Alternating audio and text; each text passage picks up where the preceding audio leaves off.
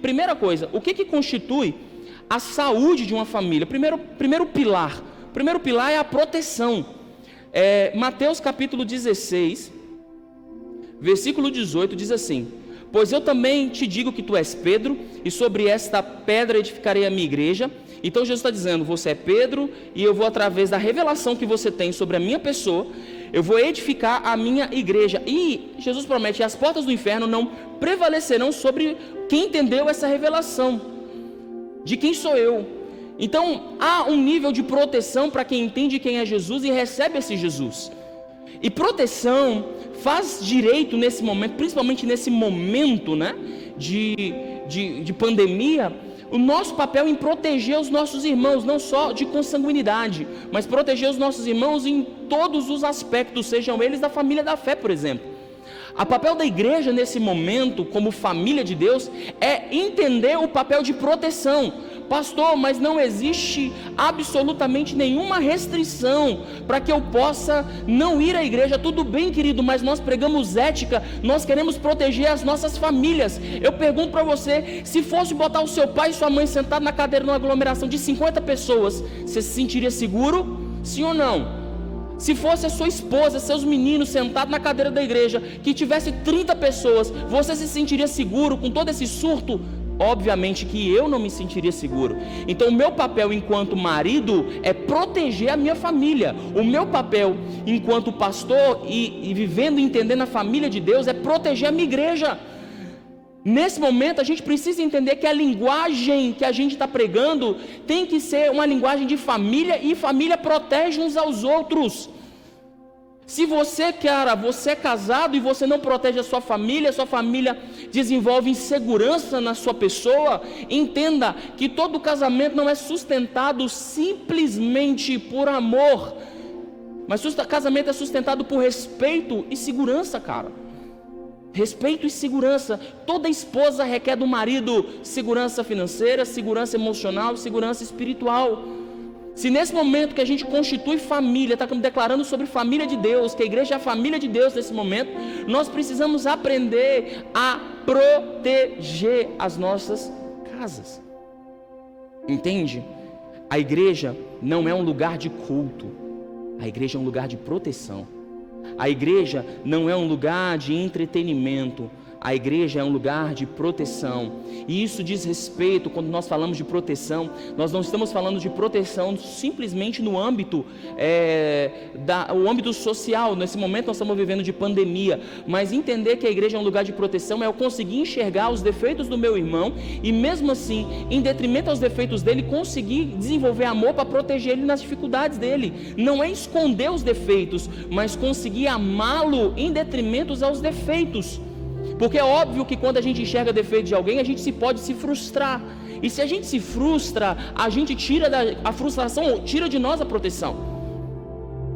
Entende? Então esse momento é um momento que a gente precisa entender que eu preciso olhar para o meu irmão, preciso olhar para aqueles que são da minha família da fé e protegê-los. Entende? Mas pastor, mas você não conhece o fulano. Irmão, eu sei que o fulano não é perfeito, mas eu sei uma coisa ainda mais grave: você também não é. Eu também não sou, nós não somos perfeitos, entende? Porém, na nossa imperfeição, nós precisamos amar aqueles que realmente são imperfeitos. Infelizmente, ou felizmente, a gente não é perfeito. E entender que a gente precisa desenvolver uma linguagem de proteção na imperfeição dos nossos irmãos, até que eles sejam perfeitos, vai tocar nas nossas vidas e vai desenvolver, principalmente, amor sobre as nossas vidas. O próximo pilar que eu quero construir aqui para a saúde familiar é a primeira proteção e agora a edificação. O nosso papel enquanto família é edificar as nossas famílias, ou seja, é construir as nossas famílias. Eclesiastes capítulo 4 versículo 9 até o versículo 12 diz assim: é melhor serem dois do que um, porque tem melhor paga no seu trabalho. Porque se um cair, o outro levanta o seu companheiro. Mas ai do que estiver só, pois caindo não haverá quem levante. Também, se dois dormirem juntos, eles se aquentarão, mas um só, como se aquentará? E se alguém quiser prevalecer contra um, os dois lhes resistirão, e o cordão de 3 dobras não se quebra tão depressa. O que Salomão está dizendo em Eclesiastes? Irmãos, o nosso papel é caminharmos juntos, edificar um ao outro. Pergunto, nos momentos mais difíceis da sua família, aonde você estava? Nos momentos maiores crises familiares, existenciais, sociais, espirituais, aonde você estava? Pastor, eu estava lá, estava levantando, a minha esposa estava fraca, eu levantei ela, meu marido estava fraco, eu levantei ele. Beleza, então você edificou, porque esse é o seu papel. Pastor, mas aquele homem reclama demais, não aguento mais ouvir aquele homem. Filha, eu quero que você entenda que o seu papel é edificar a tua casa. Pastor, eu não aguento mais aquela mulher. Tudo bem, querido, o seu papel é carregá-la, edificá-la. As nossas famílias precisam ser carregadas. Lembra daquela musiquinha? Caminhando eu vou para Canaã. Se você não vai, eu vou te ajudar a ir, porque é minha responsabilidade levar a minha casa. Nós estamos num momento de isolamento social, isolamento físico, não é isolamento social, é isolamento físico. Preste atenção, eu não preciso estar fisicamente próximo do meu irmão para ser próximo do meu irmão. Eu não preciso estar esbarrando o cotovelo com meu irmão para ser próximo do meu irmão. Você tem aí no seu telefone, irmãos, uma ferramenta que pode ser próximo de todo mundo. Entende? É momento da gente ligar para aqueles que já estavam distantes antes da pandemia. É momento da gente procurar aquelas pessoas que estão precisando de ajuda. Você não sabe o que está passando na casa do seu vizinho. O nosso papel é carregar a família da fé, é caminharmos juntos, edificando uns aos outros. A minha pergunta para você, minha orientação para você é: você faz parte de um ciclo social, e talvez você tenha um ciclo social baseado no contato físico, e hoje você está restringido a esse contato físico. Eu quero te orientar, não perca os vínculos. Use esse tempo para construir vínculos, nem que sejam digitais, mas construa vínculos. Talvez você está dentro de casa e o vínculo que você tem com a sua esposa está fragilizado. O vínculo que você tem com o seu marido está fragilizado. Você, pai, está com o vínculo fragilizado com seus filhos. Que use desse momento para edificar novamente a sua casa. Use desse tempo para construir algo com eles. É necessário para que a sua casa, quando venham os ventos e as tempestades, elas não possam ruir, né? Jesus já contava a parábola da casa que foi construída sobre a rocha e a casa que foi construída sobre a areia. Foi um momento difícil que derrubou a casa construída sobre a areia. Irmãos, entenda, nós estamos vivendo um tempo difícil. Nós não estamos vivendo um tempo fácil nesses dias. Que você use desse tempo difícil, mas use para construir algo que provavelmente pode desmoronar nesse tempo. Então use desse tempo não só para perceber o que está frágil, mas para construir algo sólido na sua família. Entende? A última coisa que eu quero compartilhar com vocês está lá em em Números capítulo 12, no versículo 15. Diz assim: então Miriam ficou isolada 7 dias fora do acampamento, e o povo não partiu enquanto ela não foi trazida de volta. Preste atenção. O povo tinha acabado de sair do Egito. A Bíblia coloca um título em Miriam, chama ela de profetisa, porque ela dança depois que ela atravessa o Mar Vermelho. Passado todo esse cenário glorioso, a Bíblia vai dizer que Miriam começa a questionar a autoridade de Moisés. A Bíblia diz que Deus fica furioso e Deus chama Moisés, Arão e Miriam para a tenda da revelação, e ali ele castiga Miriam com a lepra. E a Bíblia diz que tanto Arão quanto Moisés intercederam para que Miriam fosse sarada. Deus disse: olha, se ela tivesse menstruada, ela ficaria afastada do acampamento 7 dias, então deixa ela afastada no acampamento por 7 dias. E ela ficou afastada 7 dias e ela foi restaurada. Mas a Bíblia fala algo interessante, que ninguém partiu até que ela fosse restaurada. Preste atenção no que eu vou te dizer nessa noite. Tem muitas coisas que trazem frustração do nosso coração, que não para só a gente, mas por causa das frustrações e das críticas, porque toda frustração gera uma amargura e a amargura gera crítica. Todo crítico tem por detrás uma amargura não tratada. Então, se eu tenho uma amargura não tratada, a primeira coisa que eu vou fazer é desvencilhar e me vitimizar na minha amargura, dizendo que alguém me causou essa amargura, e apontar o dedo para alguém. E entenda que quando eu aponto o dedo para minha família, seja ela minha família de consanguinidade ou a minha família da fé, todo mundo para me esperando ser tratado por Deus. Pastor, achei que era só comigo. Não, irmãos, tem coisa na nossa vida que Deus faz parar tudo, até que sejamos tratados e restaurados a família. Pastor, mas eu achei que Deus tratava individualmente. Sim, Deus trata individualmente, tratou com ela na solitude dela por 7 dias, mas todo mundo ficou parado por causa dela. Então a gente precisa entender que a crítica, que a amargura e a frustração na nossa família não vai colocar em nós e na nossa casa um avanço, pelo contrário, vai colocar na nossa casa um freio. Tem muita família freada por causa das críticas entre os membros da família. Tem muita igreja que não avança porque os irmãos só sabem compartilhar críticas uns para com os outros. Tem muito casamento travado porque quando você vai ouvir a esposa, ela só sabe falar mal do marido. Quando você vai ouvir o marido, ela só sabe falar mal da esposa. E entenda que as nossas críticas não param só a gente, mas para quem escuta e principalmente para quem está do nosso lado. Precisamos parar de criticar destrutivamente as pessoas. Precisamos usar das nossas palavras para construir um pilar chamado promoção. Nós precisamos aprender a promover as nossas casas. Quais são as palavras que têm saído da tua boca?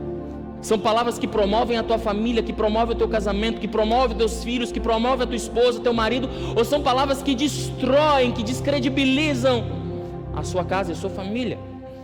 Quais palavras saem da tua boca? São palavras que constroem a sua família da fé? Ou são palavras que dizem, não aguento mais aquele cara tocando teclado, não aguento mais aquele pastor chato pregando, não aguento mais isso, eu não aguento mais aquela irmã que não me dá a paz do Senhor? Quais são as palavras que têm saído da nossa boca? São palavras que promovem ou são palavras que desconstroem? Para que você possa entender algo muito importante nessa noite, nós precisamos entender que quando nós apontamos o dedo para alguém, existem 3 apontados para nós. Não existe uma crítica ou uma afronta ou um julgamento que não foi julgado em nós mesmos antes. Preste atenção no que eu vou te dizer. Eu disse isso aqui para você semana passada, mas não com tanto discernimento, porque não era o momento. Mas todas as vezes, preste atenção, enquanto eu tenho um dedo apontado para o meu irmão, existe um dedo chamado dedo da projeção.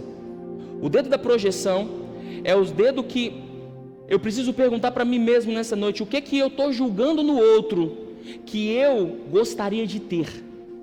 Você não se incomoda com aquilo que você tem, você se incomoda normalmente com aquilo que você não tem, você se incomoda com aquilo que te incomoda. Você presta atenção e você se sente irrelevante naquilo que te incomoda que o outro tem, e muitas vezes você não tem. Então, o dedo da projeção é o que o outro tem que eu gostaria de ter.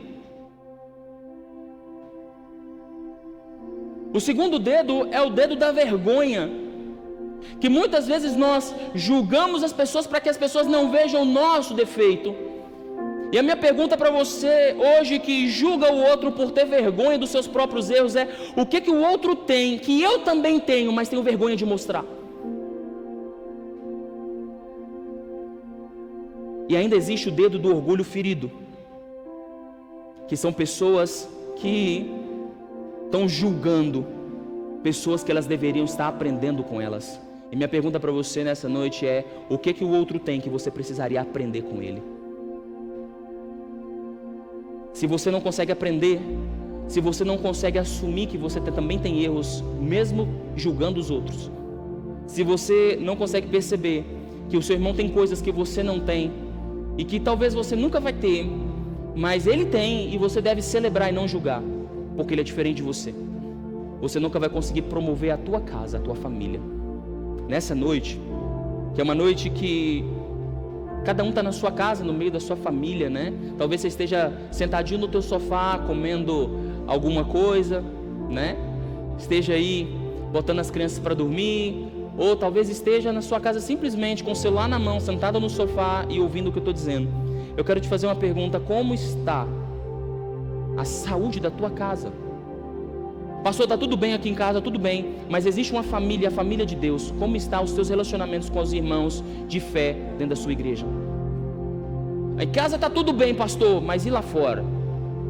Pastor, lá fora está tudo bem, mas em casa é uma desgraça. Beleza, então como é que estão teus relacionamentos? Às vezes está tudo bem lá fora e destruído aqui dentro, e talvez seja tudo bem aqui dentro, mas destruído lá fora.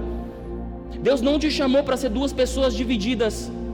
Deus te chamou para ser uma única pessoa que entende o papel da família, que é edificar, que é proteger e que é promover.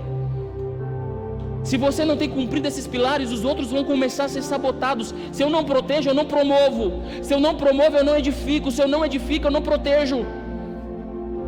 Não é algo que eu tenho e o outro eu não tenho, não. O entendimento, quando ele vem na nossa vida, ele promove os três pilares. Ele promove proteção, edificação e promoção. Que nessa noite, no nome de Jesus, você que gosta de apontar o dedo para as pessoas, que você veja aonde que você está se projetando quando você julga. Ou muitas vezes, o que você está querendo esconder de você mesmo quando julga. Ou aquilo que você recusa aprender quando julga. E mude as palavras que saem da tua boca. E mude as palavras que tem destruído ou desconstruído a família da fé ou a família consanguínea na sua vida. Eu quero te dizer nessa noite que o Senhor Jesus, Ele quer restaurar as nossas casas. Esse é o propósito desde o Éden. Quando a serpente entrou no jardim, ele disse: um dia eu vou levantar alguém que vai pisar na cabeça da serpente, e ele vai pisar nessa cabeça da serpente e vai vencer a serpente, para que o propósito de família seja restaurado. Você já parou para perceber que existe ideologias que querem desconstruir a célula máter social que é a família? Óbvio, porque o projeto de Deus é restaurar essa família, é restaurar a linguagem de paternidade, de maternidade, de filiação. A última promessa no Velho Testamento é Deus dizendo: eu vou converter o coração dos pais aos filhos e dos filhos aos pais. Deus, irmãos, está interessado na tua casa. Deus está interessado na tua família. Deus está interessado nos seus relacionamentos dentro da igreja. Pastor, mas eu não conheço ninguém dentro da igreja. É responsabilidade sua. Deus te chamou para a gente ser irmão, e não é irmão de título, mas irmão funcional.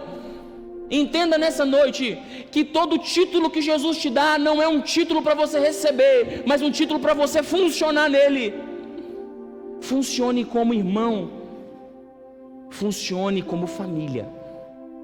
Promova, edifique, proteja, e você vai ser bem-sucedido na construção familiar que você tem. Que o Senhor Jesus nessa noite possa sim ir a lugares que estão destruídos pelas suas palavras, e nessa noite, através da ferramenta do arrependimento, reconstruir lugares que você deliberadamente saiu da posição para proteger. Você que era marido, mas decidiu não proteger mais a sua esposa, seja moral, fisicamente, proteger seus filhos fisicamente.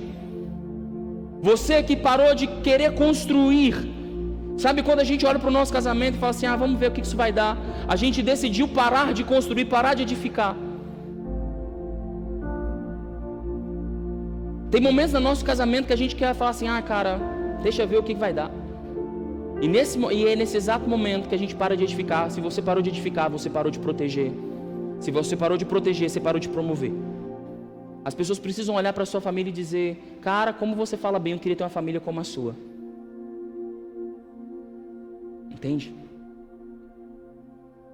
Eu quero te convidar nessa noite a fechar os seus olhos. Talvez o que tem na sua vida, o que tem dentro da sua casa, são dedos de projeções. Vocês julgam, mas projetam seus erros nas pessoas. Dentro da sua casa só existe acusação porque você julga, mas você também tem aquilo que você julga. Talvez na sua casa só existem acusações porque você julga, mas deveria estar aprendendo aquilo que você está julgando nas pessoas, porque ela é diferente. E eu quero orar nessa noite para que o Senhor Jesus possa restaurar as nossas famílias. Queria te convidar, você aonde quer que você esteja nesse momento, que você fechasse seus olhos. Fecha seus olhos. Meu amigo Jesus, eu quero declarar sobre as nossas casas e sobre as nossas famílias nessa noite. Que Que o Senhor Jesus possa usar, Senhor, da nosso posicionamento físico, ou seja, aonde cada um estiver nesse momento. Talvez alguns estão sentados na cama, no sofá, Jesus, sentados na cozinha. Eu quero te pedir nessa noite, Jesus, que o Senhor libere os teus anjos para ir nesses lugares, nesse momento, Jesus. Talvez nós estamos juntos fisicamente, mas tão afastados emocionalmente, fraternalmente, Jesus, nós estamos tão afastados afetivamente, que por mais que a gente esteja aglomerado dentro das nossas casas, a gente não está juntos. Quando a gente começa a dialogar, só existem acusações. Nós saímos da posição de proteção, nós saímos da posição, Senhor, de edificação, nós saímos da posição, Senhor, de promoção. Eu quero te pedir nessa noite que o Senhor libere os teus anjos nesse momento, para ir em cada lar, Senhor. Eu sei que a gente fala muito de casa, mas nem toda casa é um lar. E eu quero interceder sobre cada família nesse momento, que cada casa seja um lar, Senhor, que cada família represente um lar, Pai, que não seja um aglomerado de pessoas vivendo debaixo de um teto de construção civil, mas que cada família seja um lar, Pai. Constrói as nossas casas, protege, Jesus. Eu sei que o Senhor nunca deixou de proteger, mas coloca discernimento no nosso coração para que nessa noite aqueles que estão desprotegidos sejam alcançados, Deus. Que aqueles, Senhor, que estão, Senhor, de uma forma com uma ruptura afetiva, Senhor, seja nessa noite, Senhor, alcançados e sejam nesse lugar, Senhor, edificados em amor, que sejam edificados em fé, em instrução, em afetividade, Jesus. Que aqueles que não foram promovidos, mas foram demitidos, que foram afastados afetivamente pela nossa palavra, pela nossa linguagem, pelos nossos julgamentos, muda as nossas palavras e muda os nossos diálogos nessa noite, Jesus. Dentro das nossas casas, com os nossos esposas, com os nossos maridos, com os nossos filhos, com os nossos pais, muda a essência do nosso diálogo, arranca do nosso coração todo julgamento e nos ensina a promover as nossas famílias em amor, em graça, em discernimento, em sabedoria. Que em todos os lugares, Senhor, que há julgamento nos nossos relacionamentos, sejam na família da fé ou na família de dentro de casa mesmo, Jesus, que a gente avalie se aquilo que julgamos é aquilo que precisaríamos ter, se aquilo que julgamos é aquilo que temos vergonha de também ter, se aquilo que julgamos, Jesus, é aquilo que nós gostaríamos de ter, Jesus. E quebra isso sobre as nossas vidas, nos ensina, Senhor, a edificar, a sermos um pelo outro, seja dentro das nossas casas, sejam também dentro das nossas igrejas. Eu quero liberar, profetizar nessa noite proteção sobre as nossas famílias. Quero profetizar, Senhor, edificação sobre as nossas famílias. Quero profetizar, Senhor, que cada família seja promovida a um lugar melhor nessa noite, Senhor, em um aspecto afetivo, relacional. Cobre, Jesus, as nossas casas, cobre as nossas famílias. Nos abençoe durante esse tempo de pandemia. E que esse tempo de pandemia, Senhor, seja sim um tempo oportuno para crescermos. Eu quero profetizar que haja crescimento em cada lar, em cada pessoa que está nesse momento ligada aqui, Senhor. Eu quero profetizar que haja crescimento, Jesus, que o Senhor use desse tempo, Senhor, de caos social, mas que nós possamos ser promovidos dentro das nossas casas. Nos cubra e nos abençoe com toda sorte de bênção, no nome de Jesus. Aleluia. Que o Senhor Jesus possa nessa noite mudar todo o cenário dentro das suas casas, dentro da sua casa.